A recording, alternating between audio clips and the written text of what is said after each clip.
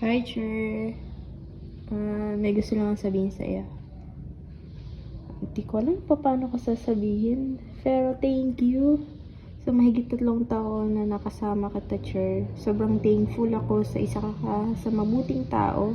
Napakabuti, Cher, ng puso mo. Thank you, especially during those times when I felt weak and had lost hope. You never hesitated to make me feel my worth and help me to understand my purpose in life. Even though we may no longer see each other at school, I will always remain your friend wherever life may take us. I wish you happiness in your life, Chernaini. You will always remain in my heart. Thank you for being a mentor and a friend sa school. At sana lagi kang masaya. Sana panoorin mo to, Cher, ginawa kong video.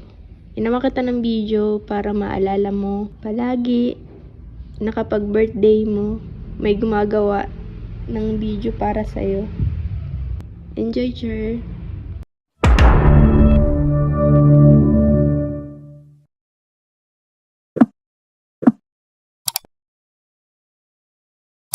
Sarang ko'y lilipad sa kahel na kalangitan.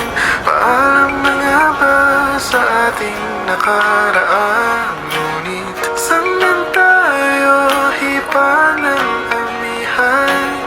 Di pa papalit ang pagkakaibigan.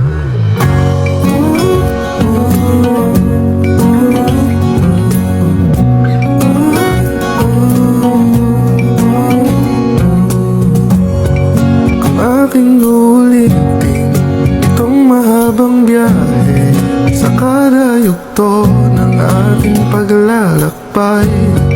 Wala kong babaguhin ni isang detalye sa dami pa naman ng sinuong magkasabay sa pagbatya ng kulimlim na tinadhana. Di magmamaliw ating mga gunita. Saranggola ay lilipad sa kahel na kalangitan. Paalam na nga ba sa ating nakaraan? Ngunit saan man tayo hipa ng amihan? Di pa papalit ang pagkakaibigan. Saranggola ay lilipad sa kahel na kalangitan. Paalam na nga pa sa ating nakaraan. Ngunit saan man tayo hipa ng amihan? Di pa